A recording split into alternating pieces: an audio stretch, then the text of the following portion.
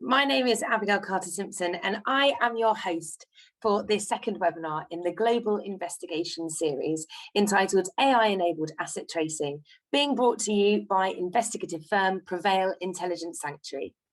You'll recall in our last webinar we met the team. So firstly, we have Jonathan Benton, former head of the UK's International Corruption Unit and founding member of Intelligence Sanctuary. Good evening, Jonathan.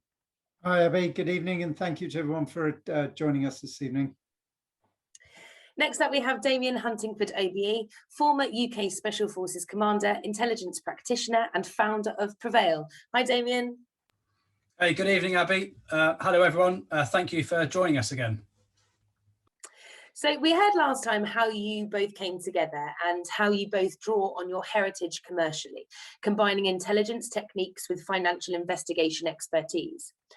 We also discussed some of the challenges faced by companies during the pandemic era, some of the complexities associated with that, the role of civil practices like private prosecutions, and you also discussed how investigative firms have to adapt to remain relevant.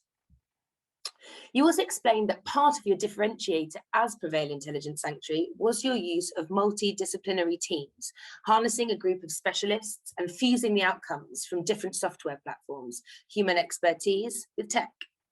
So this week, we're going to discuss asset tracing, and we are joined by two very special guests. We have Jeremy Asher and Mark Foreman from MSB Lawyers. Perhaps you could both introduce yourself and your firm briefly. Jeremy, why don't we start with you? Unmute. Thanks, Abigail. Yes, I'm Jeremy Asher. I'm head of private prosecutions at MSB Solicitors. I'm a regulatory lawyer specialised in fraud for donkey's years and have developed an expertise in bringing prosecutions. I've prosecuted on behalf of individuals, companies, local authorities, and also the central government, where I've led a team that brought about 60 prosecutions, including for fraud. I prosecuted road trader frauds ad nauseum, and part of that expertise is used within asset recovery because I've expertise in bringing confiscation proceedings under POCA. Abigail. Thank you so much, and Mark, welcome.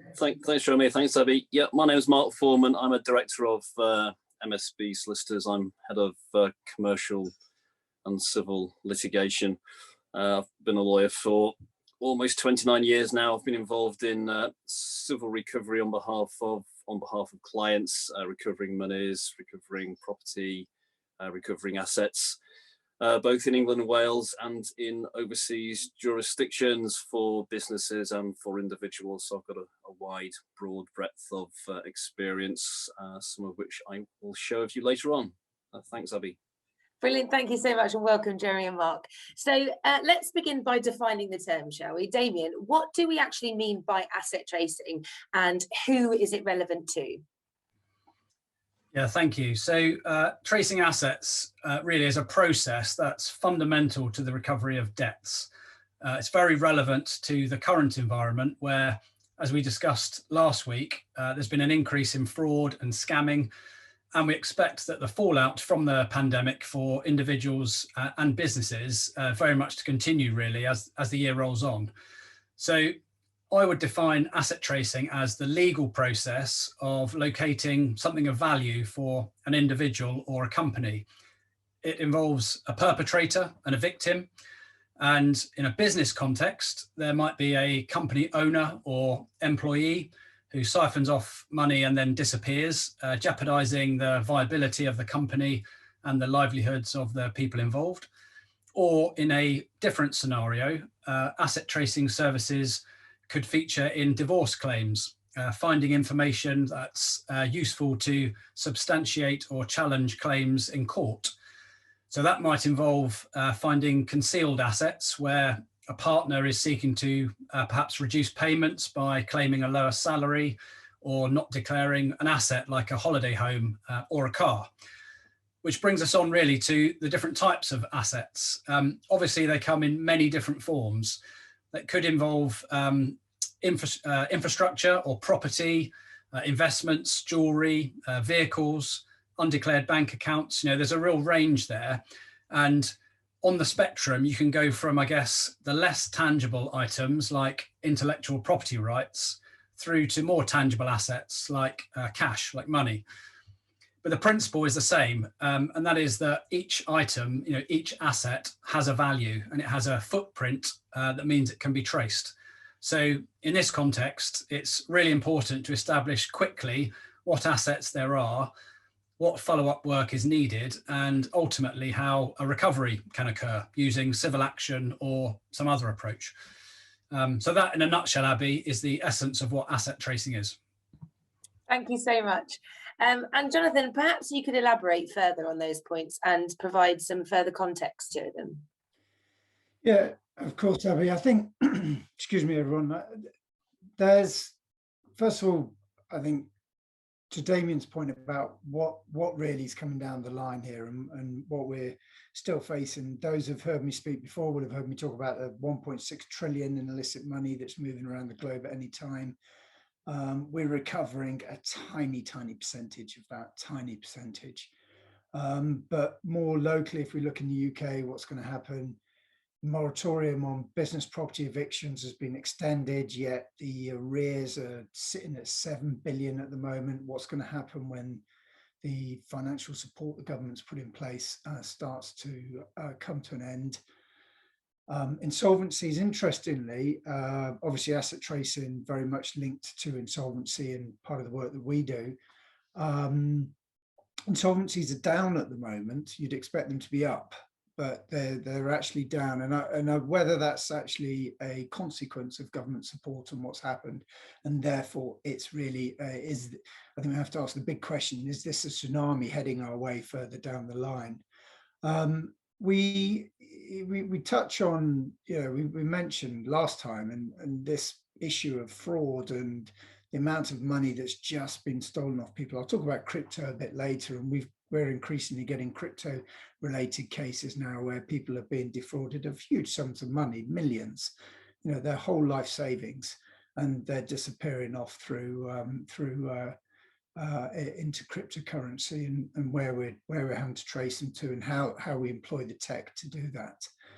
I think interestingly as well, for the kind of asset tracing space, I'd say big picture, it looks to me like London is only going to grow, or the UK is only going to grow bigger as a centre for driving this type of legal activity. If we just look at commercial litigation, I was really surprised when I saw this, that it actually doubled since 2018 in the London courts. And then when you look at places like the, it's a bit slightly random, but the Astana International Financial Centre, that is literally run by British English judges, run on the English legal system, much like the arbitration courts in the Middle East, which tends to bring back the requirement for services to be provided from London for investigative and legal services.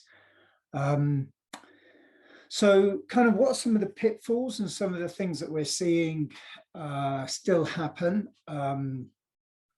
This is a really basic one. I saw it a lot in my former world, where people would think about the money way too late.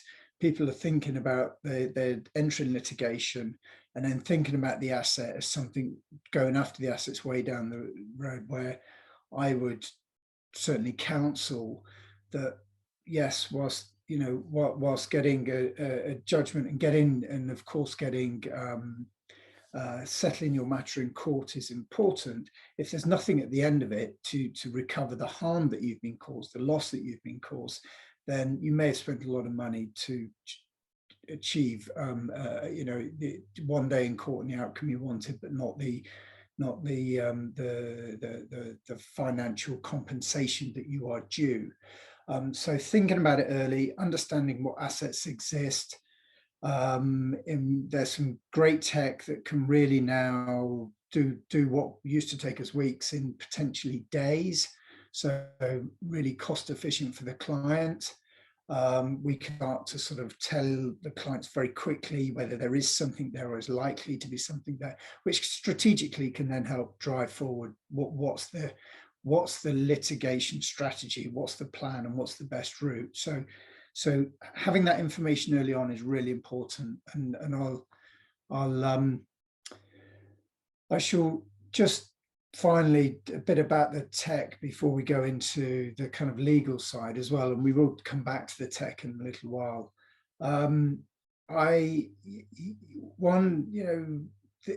Globalization has happened so quickly, and particularly the type of clients that we're dealing with, the assets can be all over the world.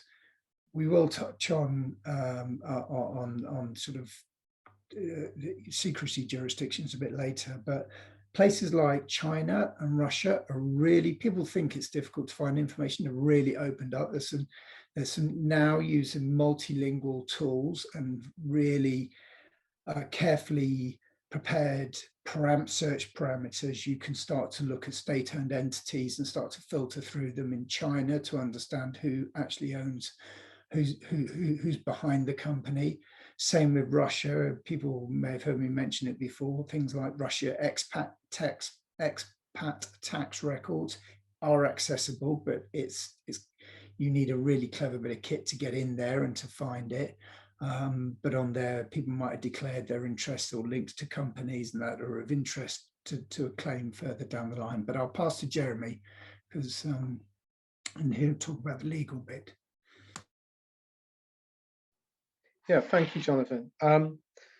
Just picking up on a couple of themes that Jonathan's mentioned there. I think with asset recovery, the primary thing that clients need to think about is speed. Very often assets are dissipated within hours, if not days. And it is absolutely crucial that clients recognize that and that they are prepared to invest straight away to recover their assets. And we talk about, you know, putting a significant amount in to try and recover money back. The police aren't going to help you, and I'm going to give you a couple of examples in a minute of one, how not to use the police, and another of how to use the police to try and assist you. The bottom line is the police just don't have resources to help corporations to recover assets that they have lost. So one example was a Swiss company that we acted for that basically lost £300,000. It turned out that there was a fraudster in their accounts team.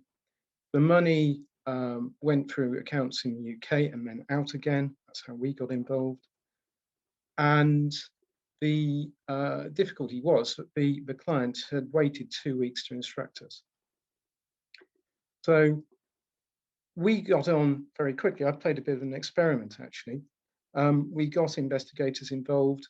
We traced those assets that were remaining and seized them within 24, 36 hours. We got about £40,000 back, I would have thought. We would have got probably most of it back had we been instructed immediately.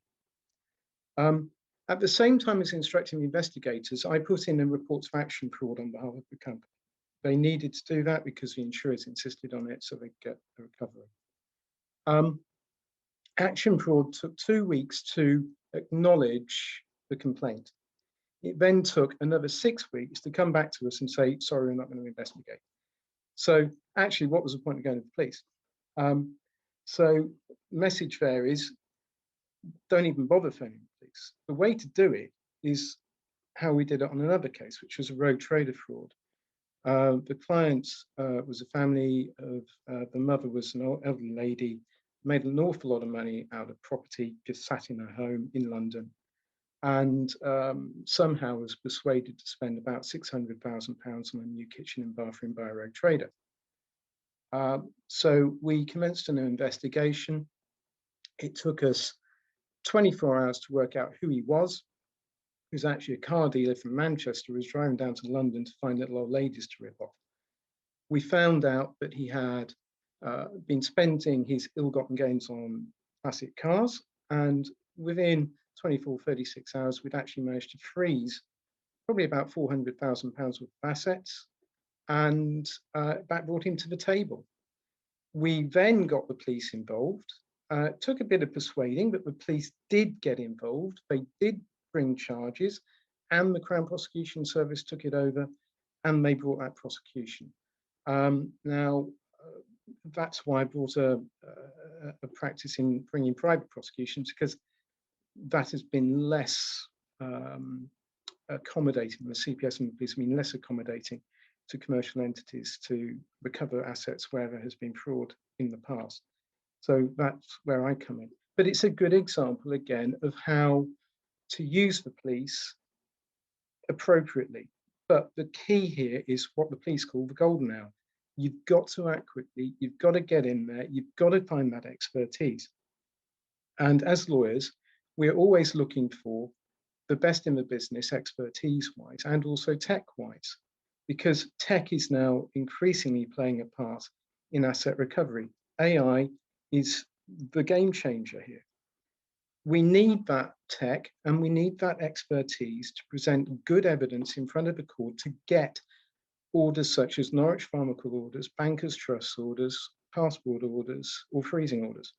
Bottom line is, we can't go into court without being armed with good evidence. So we need a good team of investigators with good tech who can work quickly to identify those assets, which we can then go to court and say, Judge, here's the asset, here's the case, here are the assets, please will you freeze them? And then we can carry on. We need that. Now, I'm aware that that tech side is becoming more regulated. The EU have very recently announced that they are going to start regulating AI. And it's quite interesting because they're looking at, in effect, regulating it in a global perspective. So, for example, if you've got an end user in Australia who is being contracted with somebody in Germany to provide a service, then the Australian arm of that has to comply with the EU regs. If they don't, then they face penalties that are based on worldwide turnover. So in that sense, the EU is leading the way. The EU is seen as an arbiter of good regulation and innovation. There's no doubt that the UK, the US, and also other jurisdictions are going to follow suit fairly soon. So it's not just having the tech, it's knowing how to use it and using it correctly. And that's where that expertise really comes into play. Abigail, I'll hand back to you. Thank you so much, Jeremy. So following on from that thread, Damien, let's go to you. What sources of information are you drawing on to conduct asset tracing activity? Yeah, thank you, Abby. Just before I do answer that, just to remind the audience that if you do have any questions that pop into your head as we're going through sort of tonight's discussion, then please feel free to put them into the Q&A, and we'll try and find some time at the end to answer them. Sources of information. Well, I guess at a basic level, you can start with easily accessible sources of information like public registers. So finding data which is in the public domain and is easy to locate. So an example of that might be Companies House records, land registers, register of non-profit organisations, court records, tax records, that sort of thing. Or it might involve checking for the existence of bank accounts through standard credit reference searches, then reviewing those records once an MPO has been issued and served. But you can definitely add further colour to those investigations by looking at the social dimension and personal networks. So what are the communities that an individual is linked to, the family connections, the business, the social interactions. There's a lot of information that can be found across social media and digital networks, public open source and non-public open source areas. And it's a good idea to employ analytical processes to help visualize and understand what's going on with an individual and their patterns, relating to the tracing of their assets. So that might involve a timeline analysis, basic things like network analysis or financial flow assessments, lifestyle graphs to be able to plot spending habits, even finding selfies on Facebook of individuals posing alongside expensive new cars, whatever's relevant to that particular case. That sort of work demands a variety of techniques, and the goal, of course, is to get access to the right sources of information quickly, to find the relevant information within that, and then to be able to generate a compelling narrative about the case. So you can see what assets exist, where they are, and be in a position to support judgments about how they might be recovered. I would also say it's possible now to have a retrospective capability tracing digital footprints. So in essence, you can follow the breadcrumbs that lead back to those assets. And you do that through a process of fusion and synthesis, which will include a variety of open source software tools to be able to fix assets in people in time and space. So I guess there's a blend of techniques that can be employed, and obviously it really helps if you understand the full range of options, because then you can best serve the client. And I think, my final comment on this part is that, what's needed in one case won't be the same as another in terms of those techniques and sources of information. So I think in summary, Abby, there are multiple sources of information that can be searched. The impetus is to conduct that initial activity as quickly and as accurately as possible, so that you can provide that early insight that's needed to then drive the rest of the work that you're part of. Thank you so much. Perhaps next, Jonathan, we can discuss some of the complexities involved here. I'm sure there must be challenges dealing with issues like overseas territories and perhaps with digital currencies and the realm of cryptocurrency. Yeah, hi again. Thank you, Abby. I think just to reiterate one point that Jeremy just said as well, as many know, those who know me, I come from a policing law enforcement background. And the golden hour is a very common term we use in throughout our core business, and it still applies so much here to the financial space, because the tech, I'll just deal with the sort of overseas territories bit in that first of all. Yes, there is some fantastic tech, and we use some really clever bits of kit that we're going to actually show you at the next webinar. There's systems like Fivecast and stuff that are very sophisticated, that will take you narrow down from 25,000 results right down to something that's actually digestible by a researcher you can use. And how does that make its way into helping us with areas like secrecy jurisdictions and so on? Well, a couple of things I would say. Yes, there's lots of most in the investigative space will have heard of ad data tracking.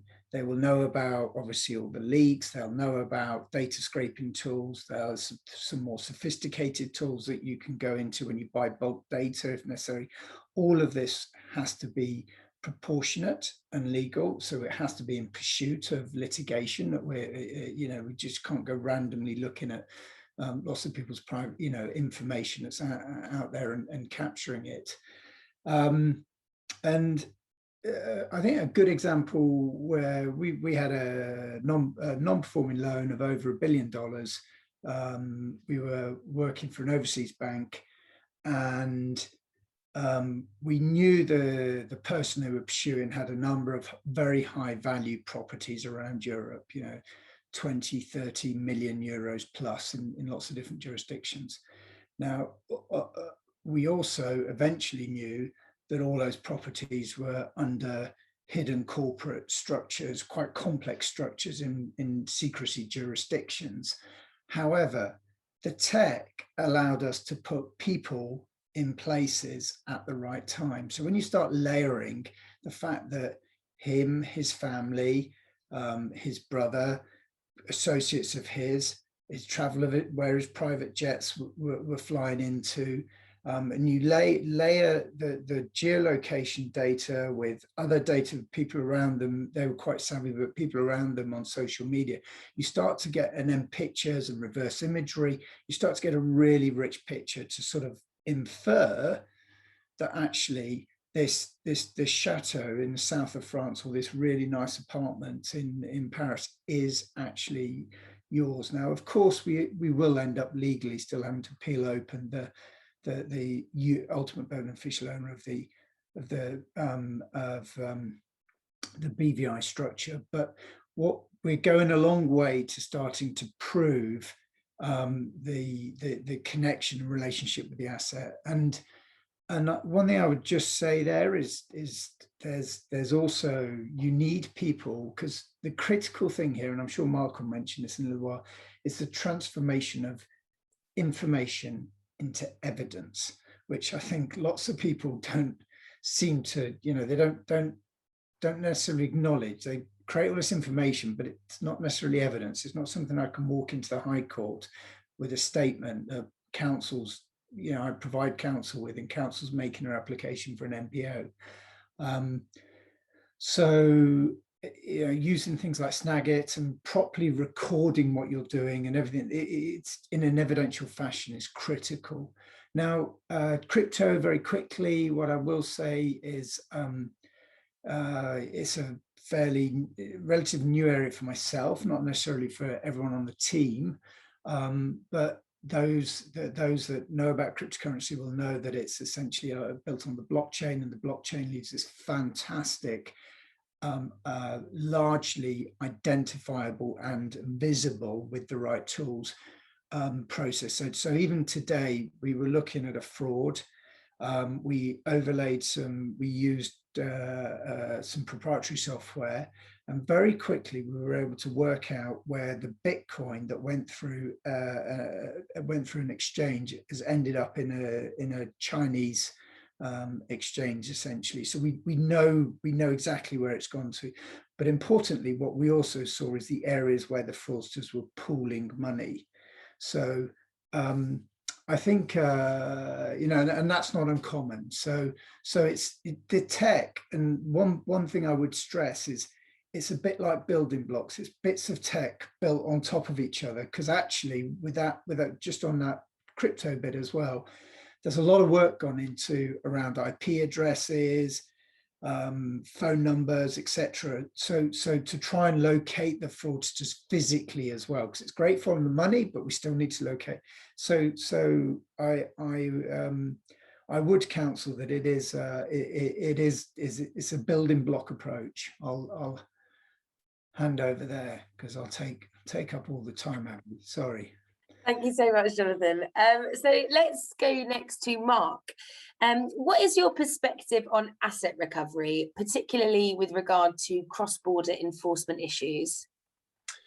Yeah, thanks, Abby. I just wanted to pick up actually on a couple of points Jonathan raised earlier, in particular in relation to why there's so much litigation going on in the UK.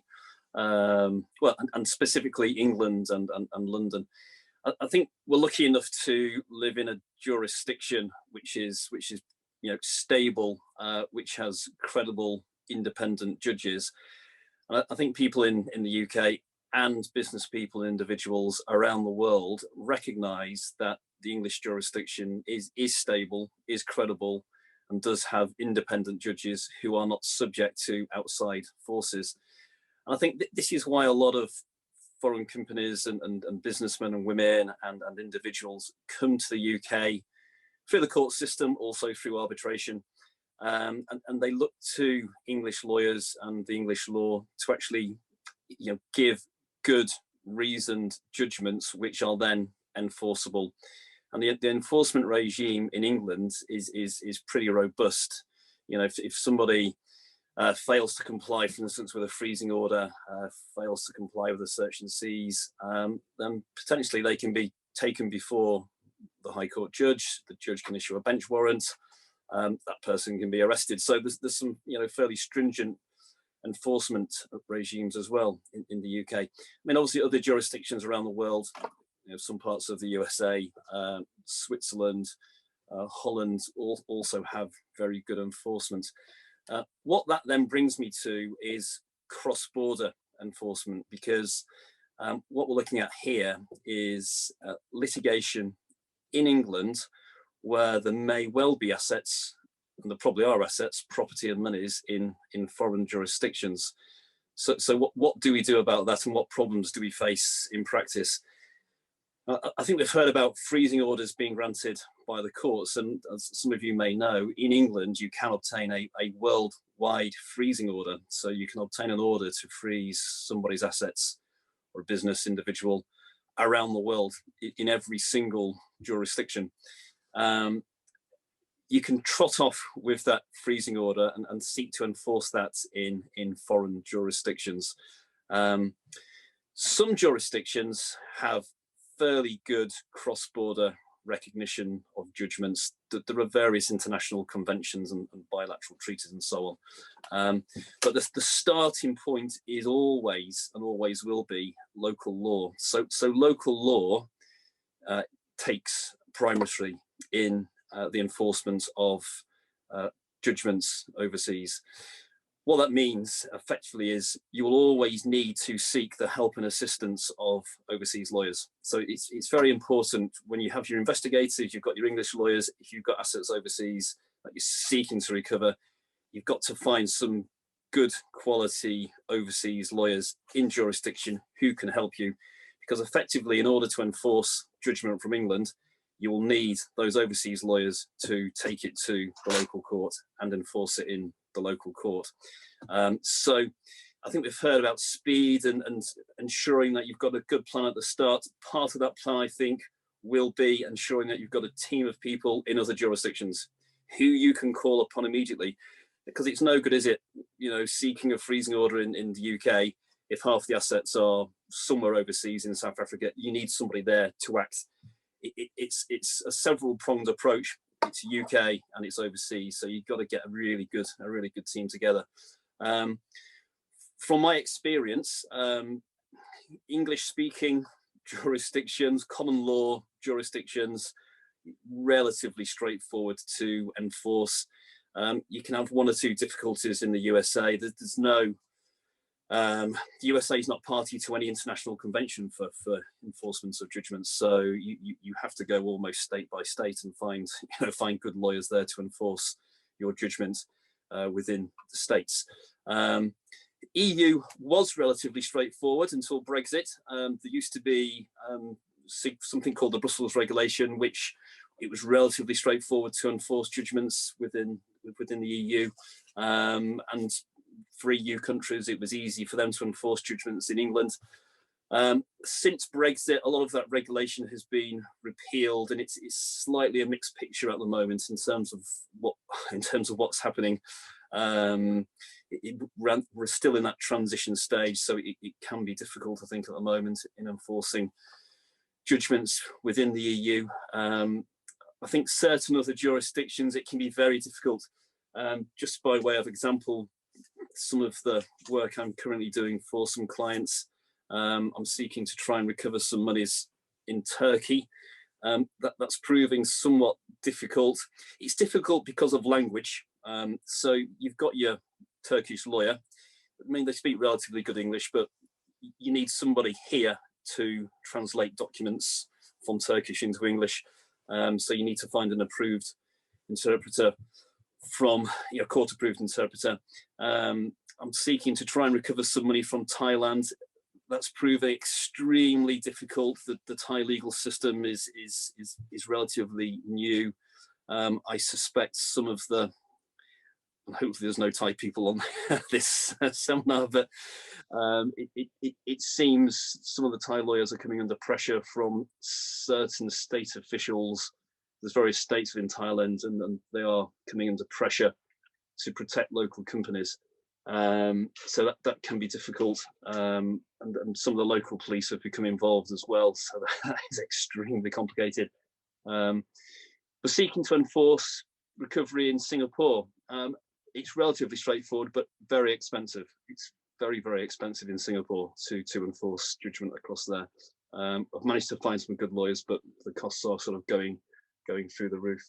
I think Damien mentioned earlier about Facebook, and I've got an interesting case at the moment where a debtor owes £300,000. He's sold up in the UK and he's disappeared. through investigators, we've managed to find him in Australia, and the way they found him was through Facebook, because he had pictures all over Facebook in Perth in Australia, enjoying the sunshine and enjoying the barbie and a few beers. He did not realise that investigators were seeking him out, so we've now got Australian lawyers on the job seeking to enforce the English judgment in Australia. People don't seem to realise, do they, that they can easily be identified through social media. So, but that one's going pretty well at the moment.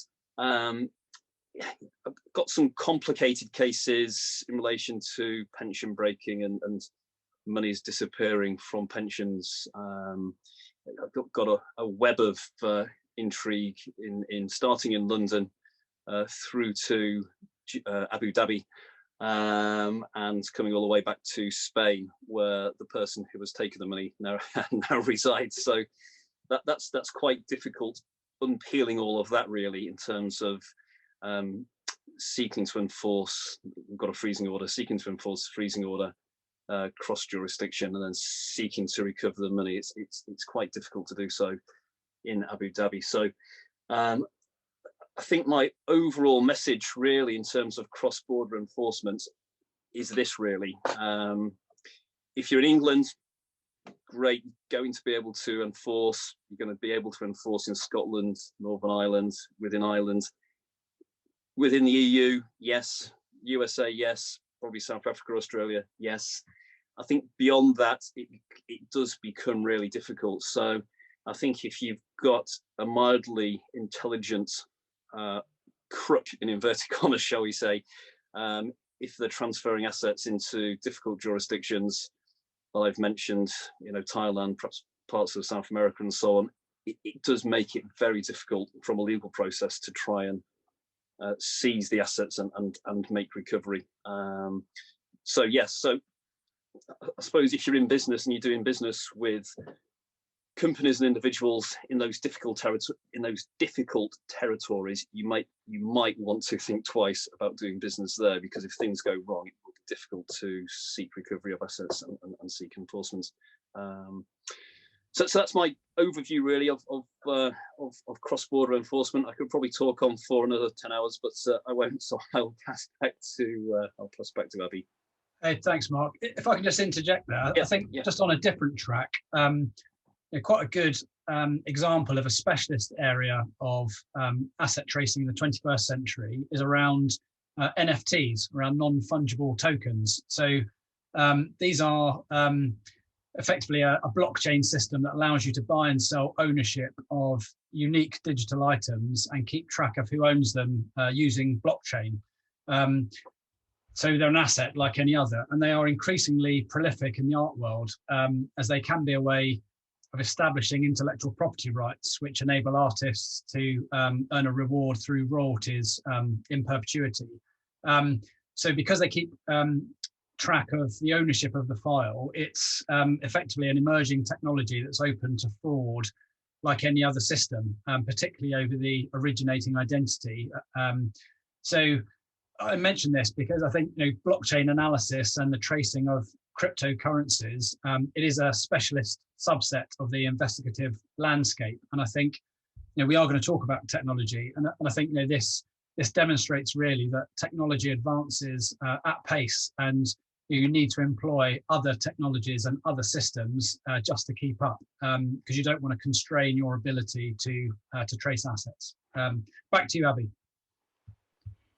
Thank you, Jonathan. So conscious that we need to address the AI-enabled component, clearly that refers primarily to the search platforms and technologies that you employ. Yeah, that's right. And I'll just draw on, I suppose, some of the threads that we've spoken about so far, really. I think there are perhaps three different models which are all valid and all have a role. There's a traditional approach, a more advanced model, and what I would term, I guess, an aggregation model, which can all feature in asset tracing. So with a traditional process, at its center is a person. It's a human-driven process. And so it tends to be relatively methodical, and it can be slow.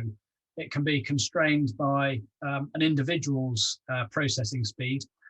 And sometimes the data, the information itself, can remain in silos. So, what's more, that the tasks might be conducted in serial as opposed to parallel. So each investigative thread is followed up, a judgment is made, and then the next thread is followed. So I guess examples of that would include confidential interviews, source reporting, and so forth.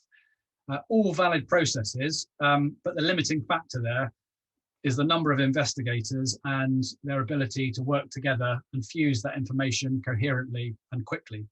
So that approach with minimal technology, it has a role, but is limited.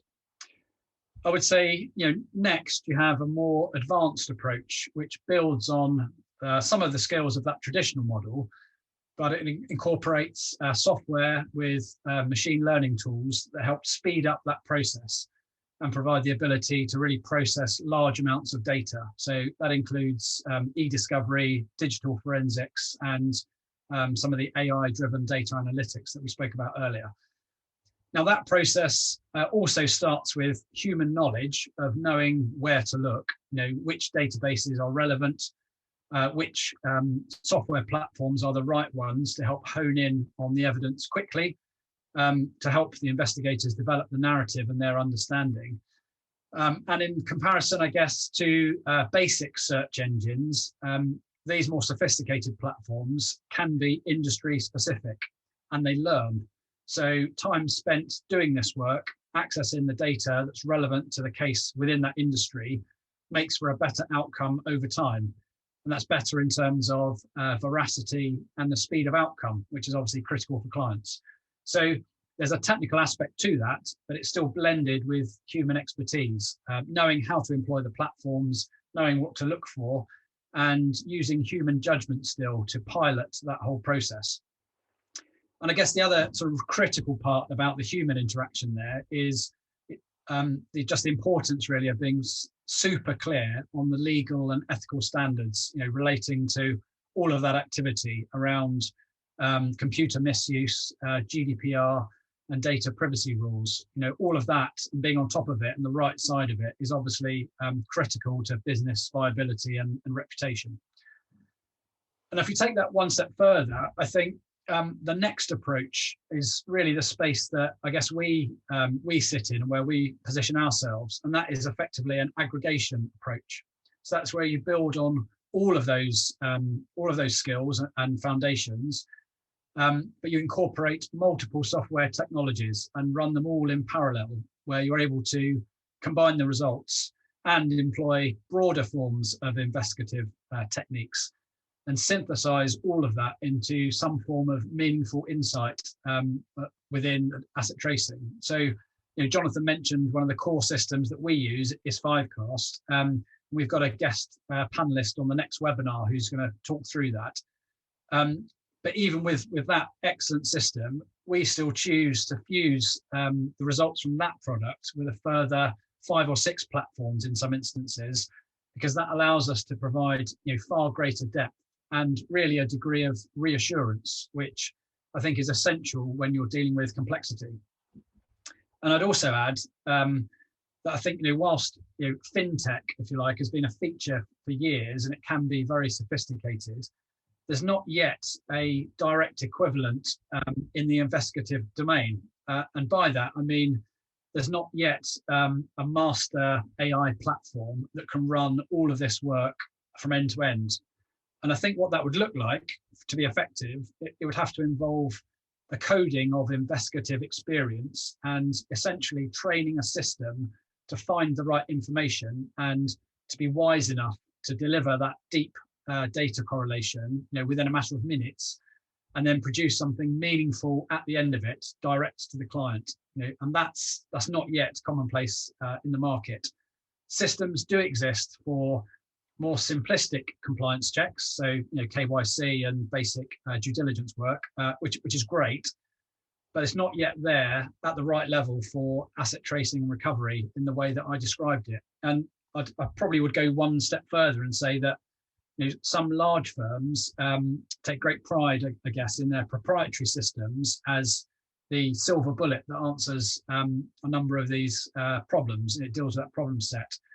But my view is that on their own, a single platform approach is insufficient. And frankly, you often find that it's clients who are paying a premium to cover the costs of either that technology development or an acquisition, which goes into the prime. So I think it follows really that because of the diverse nature of asset tracing challenges, there is a role here for the specialist investigative firms who are able to integrate and aggregate technology, sometimes in partnership, but even doing that involves having the right culture and ethos to be able to relate and absorb partners and integrate the right skills. That would be my view. And one of the ways which we try to communicate that as a firm is we try to deliver showcases of our capabilities so that value really becomes self-evident. So that's quite a lengthy answer, but I guess I would advocate an approach to asset tracing which really does emphasise that type of approach of aggregation, of using a multi-source model, because I think that's the only real way that you can generate the right level of agility at the right price point to best serve the client. Jonathan, that's a lot from me. I don't know if you want to go next on that issue.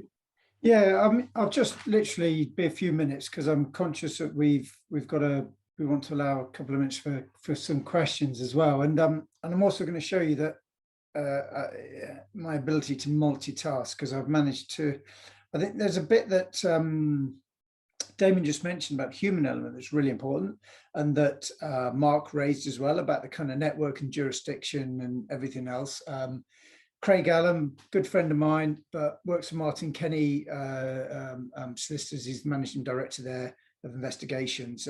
Has just quite rightly sort of prompted me and said the ICC fraud net, which is a really good network of 70 different jurisdictions, but specifically asset recovery lawyers, and it's back to that people element. The tech's great and the tech can really help us, but actually having that network of people that understand what we do, how we do it, and why we're doing it, we can plug into is really, really important. And I think just a few sort of key points before we do go on to the Q&A. We talk about the different tech and what it can do, but I will always come back to the cornerstone that it's great. It can show us relationships. It can show us, we can aggregate lots of data and show relationships between people that perhaps shouldn't have relationships, in as much as you would say, how do these two people know each other? And we have one particular investigation on the moment where we're drawing through that, going back in time and looking deep into people's networks to understand how they're connected, which might suggest that this is actually how the kind of the crimes were committed, because these people do actually know each other. They seem to be able to be connected in a social media space. However, you've still got to bring that back to evidence. We still need people that, when they're examining this sort of material, that can take it from perhaps a platform back to the original source, using the right tools like Snagit or similar, and record all of their process so that they're capturing the live evidence there and then if necessary we can use that further down the line. There's it's frankly worthless if it's in a report that says for intelligence only. It just doesn't, it's bearing in mind we're looking to enforce order. But the other really important point I would say about the tech and the information and what we're gathering is we start to build a rich picture very quickly. And actually what that also does is empower our legal team to effectively show that they've got the upper hand. And by that I mean starting to try and sort of place a position where actually negotiations can take place much earlier than they perhaps may have done previously, costing the client less. So and actually with a chance of recovering more, because it's happening, you know, not 10 years down the line, but sort of 6 months or 3 months or whatever down, and that it's settled without having to go through expensive litigation in court, which is important, and we see can happen.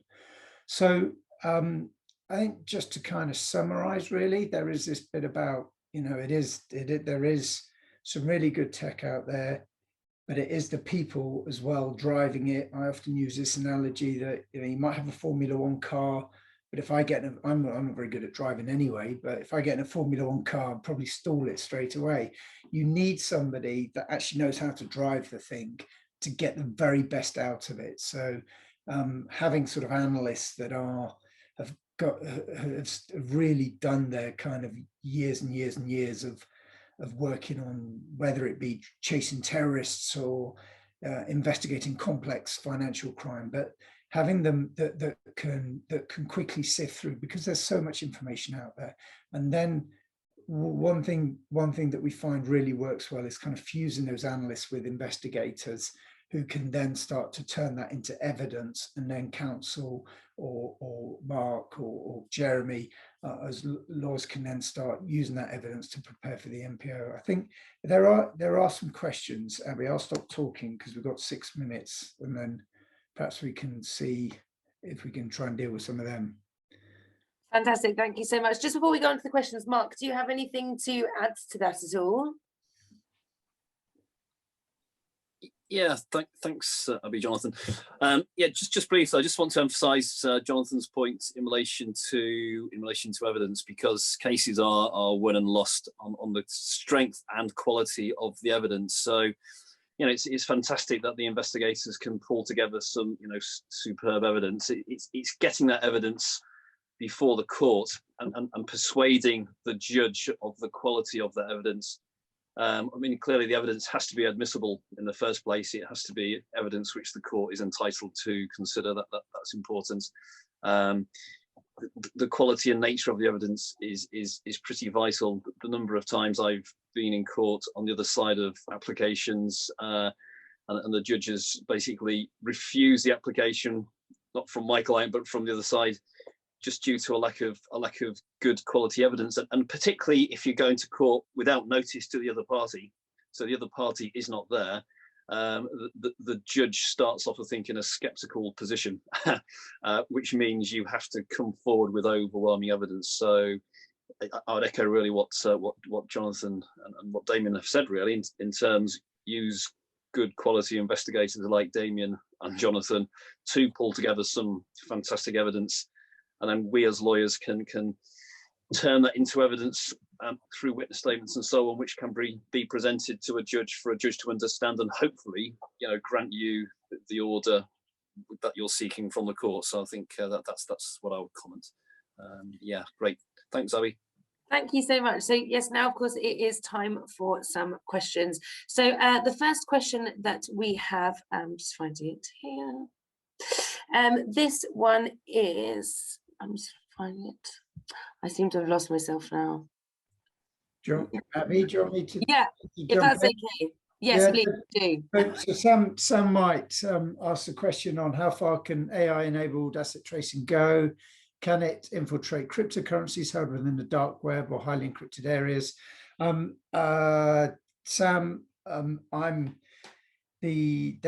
I would never suggest for 1 minute I'm an expert on cryptocurrency, but what I would say is, with the kind of experts that we work with and the kit that we work with, essentially you can, if it's in an open exchange, then yes, we can follow it. And I think the thing that I'm learning more, or the more we see of these, is yes, you mentioned sort of going into the darknet and these closed exchange and the ability to not see it then.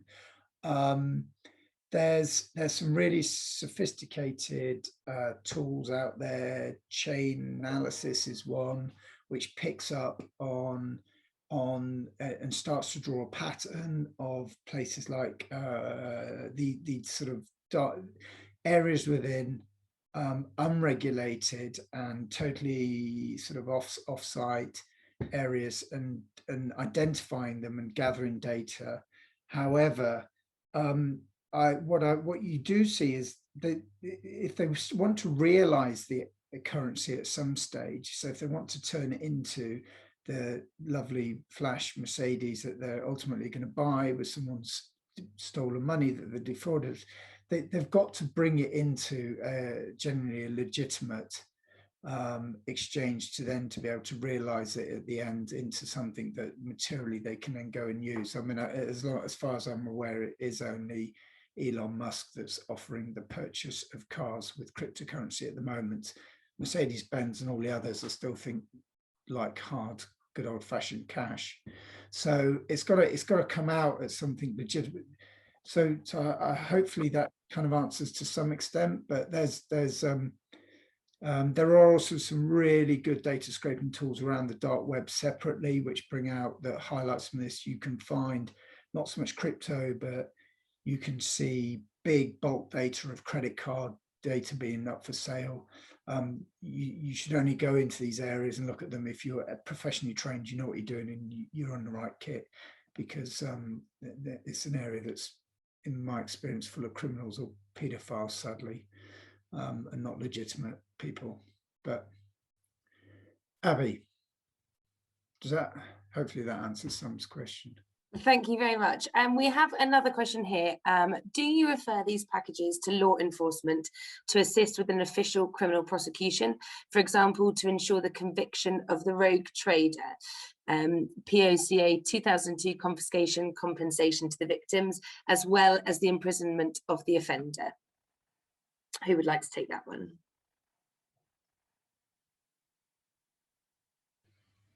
Jeremy? Jeremy, go on. Yeah, I mean, you can do, is the answer. Or you can potentially try and bring a private prosecution or seek civil recovery. But provided the evidence is gathered well and correctly and is to a high evidential standard, i.e. the criminal standard, then yes, you can definitely put it together as a package and take it to the police and say, will you please take this forward and prosecute this particular rogue trader? I think that answers the question. Abby. Brilliant. Thank you so much. And just before we get to the end of the webinar, are there any final comments from the panel? Damien, do you want to go first? No.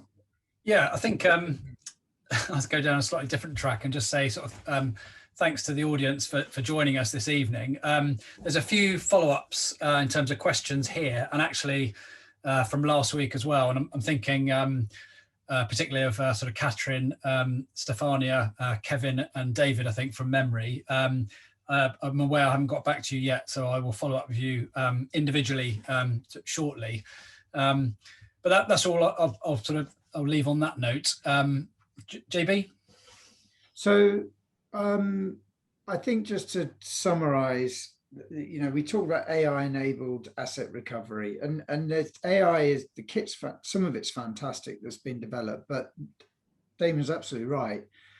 I came from a financial investigation background. I was privileged to work with some of the very best financial investigators there are in UK law enforcement, and now I'm joined by some of them that work within my company, Intelligence Sanctuary. But there still isn't the specific kit designed for us to do our job. We're aggregating data from lots of other places. So you do need the ability to pool it into one place. And then finally, what I would say is that is understanding where to go to the original source of information, because that original source of information needs to be evidenced. It's that evidence that ultimately is going to contribute to you getting that asset back. But again, thank you to everybody for joining. It's been great talking to you, and hopefully you'll come and join us when we talk about some of the actual systems next time as well. Great, thank you so much. So we've got, of course, come to the end of the webinar, but no fear, we'll be making the webinar available after the session. The next webinar in the series is a deep dive into open source intelligence and techniques and tech available for conducting due diligence tasks. We very much look forward to seeing you again on Thursday, the 27th of May. Thank you as always to Jonathan Benton and Damien Huntingford OBE, and a very special thanks to this week's guest speakers, Jeremy Asher and Mark Foreman. I've been your host, Abigail Carter-Simpson. Have a lovely evening. Thank you for joining us and see you next time.